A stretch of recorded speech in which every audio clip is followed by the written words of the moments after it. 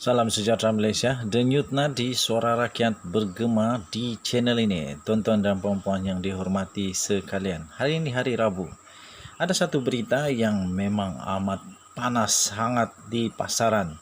Pasti ini akan membuatkan Khairy Jamaluddin pening kepala. Tuan-tuan dan puan-puan yang dihormati sekalian. Baru sebentar tadi saya menerima satu lagi berita baru berkenaan dengan SPRM, berkenaan dengan salah guna, banyaklah salah guna entah apa, salah guna kuasa kah ataupun rasuah kah, kita masih tak pasti. Tapi yang penting ada berita yang diterima yang baru saja diumumkan oleh Ketua Pesuruhjaya Suruhanjaya Pencegahan Rasuah Malaysia, iaitu Azam Baki. Tuan-tuan dan puan-puan, SPRM telah mendedahkan bahawa sah wujud penyelewengan perolehan di dalam perkhidmatan kesihatan. Ini amat-amat mengejutkan. Dikala Malaysia sekarang sedang cuba bangkit daripada COVID-19, daripada ekonomi yang semakin berinflasi, tiba-tiba timbul pula lagi kes yang begini. Rakyat makin pening kepala, makin bingung dengan harga barang yang menaik, harga barang yang semakin membebankan. Tiba-tiba ada pula kes-kes begini. Tuan-tuan dan puan-puan, kita berharap perkara-perkara begini dihentikanlah segera. Cepatlah berhentikan. Rakyat yang menanggung, rakyat yang sengsara, rakyat yang kesian.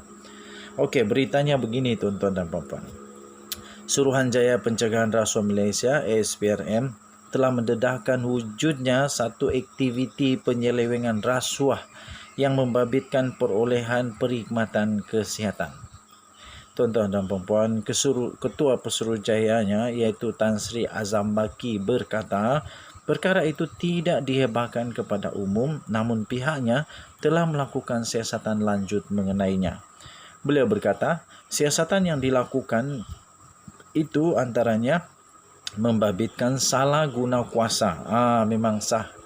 Salah guna kuasa dalam agihan bantuan dan pakej rangsangan ekonomi.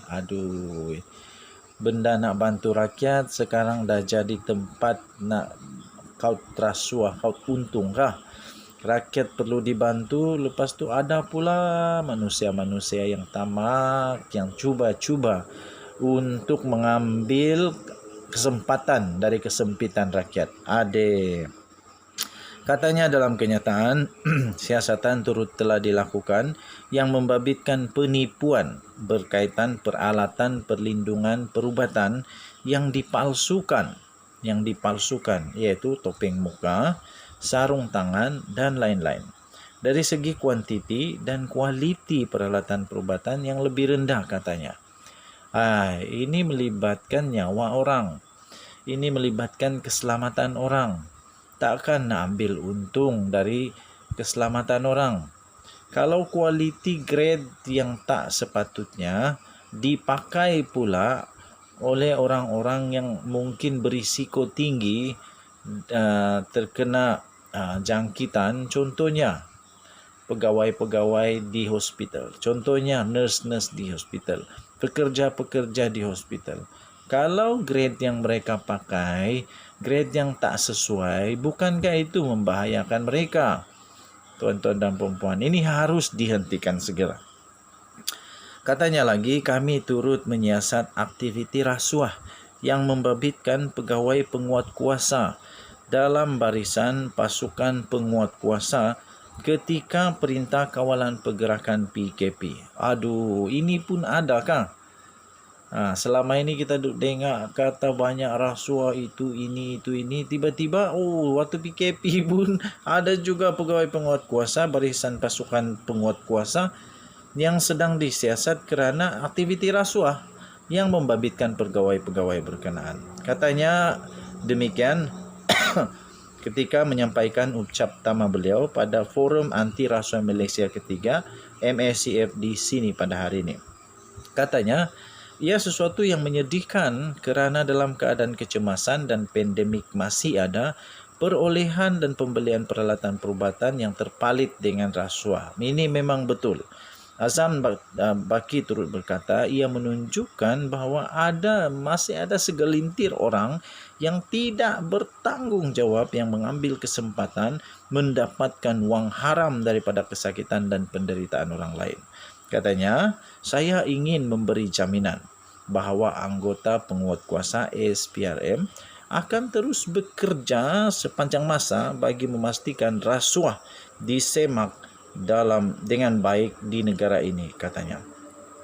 Katanya lagi, bahagian pemeriksaan dan perundingan SPRM telah melaksanakan 2 kertas nasihat ini bukan kertas nasihat lah, kertas siasatan kot.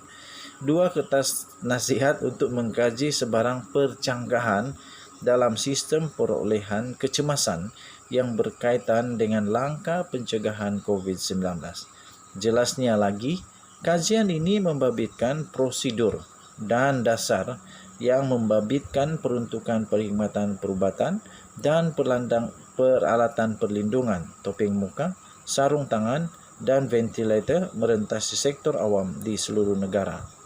Berita ini diterbitkan oleh utusan, sumbernya daripada utusan malaysia.com.my bertarikh 24 Mei 2022 dengan tajuk SPRM dedah wujud penyelewengan perolehan perkhidmatan kesihatan.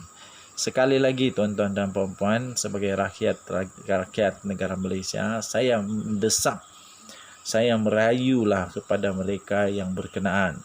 Janganlah ambil kesempatan dalam kesempitan. Ini tentang nyawa. Semua peralatan kesihatan itu, pelitup muka, ventilator, sarung tangan, semua itu amat kritikal. Semua itu amat perlu dengan selamat.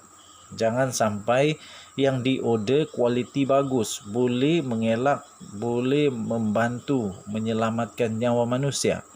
Tapi kerana kerakusan, ketamakan, ketidakpedulian, kebertanggungjawaban yang hancur, itu menyebabkan ramai orang bermain ataupun berisiko dengan nyawa. Yang kesiannya, mereka yang tidak tahu apa-apa, yakin dengan kualiti, yakin dengan perlindungan yang ada.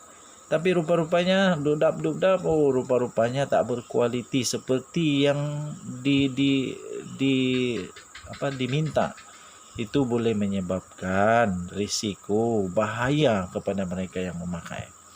Dengan itu, apa pendapat kamu? Sila komen. Denyut Nadi Suara Rakyat bergema di channel ini.